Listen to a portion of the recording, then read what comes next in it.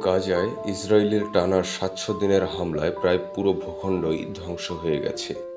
গাজা সরকারের তথ্য অনুযায়ী অবকাঠামোর ৯০% মাটির সাথে মিশে গেছে।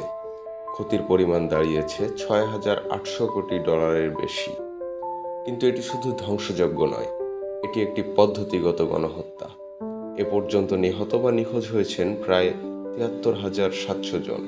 এর মধ্যে ২০,০০০ শিশু আর ১২,৫০০ নারী। পুরোপুরি নিশ্চিহ্ন হয়ে গেছে ২,৭০০ পরিবার। এছাড়া নিহতদের মধ্যে আছেন ১,৬৭০ স্বাস্থ্যকর্মী, ২৪৮ সাংবাদিক, ১৩৯ সিভিল ডিফেন্স সদস্য এবং ১৭৩ পৌরকর্মী।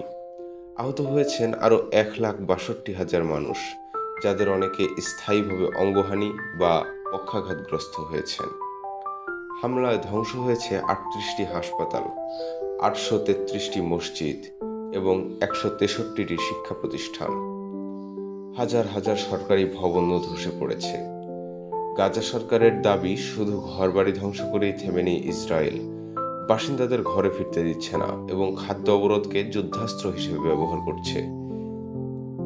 ফলে ২৪ লাখ মানুষ, এর মধ্যে ১০ লাখ শিশু, দুর্ভিক্ষের ঝুঁকিতে রয়েছে। শত শত ত্রাণবাহী ট্রাক আটকে দেওয়া হয়েছে সীমান্তে।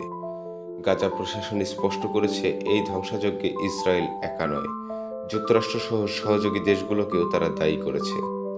একই সঙ্গে আন্তর্জাতিক সম্প্রদায়, জাতিসংঘ ও ইসলামী বিশ্বকে আহ্বান জানিয়েছে হামলা বন্ধ করতে, অবরোধ প্রত্যাহার করতে এবং ইসরায়েলি নেতাদের আন্তর্জাতিক আদালতে বিচারের মুখোমুখি করতে।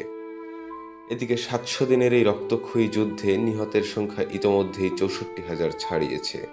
পুরো অঞ্চল এখন দুর্ভিক্ষের দ্বারপ্রান্তে। আন্তর্জাতিক অপরাধ আদালত ইতোমধ্যেই নেতানিয়াহুর বিরুদ্ধে যুদ্ধ অপরাধের অভিযোগে গ্রেফতারি পরোয়ানা জারি করেছে।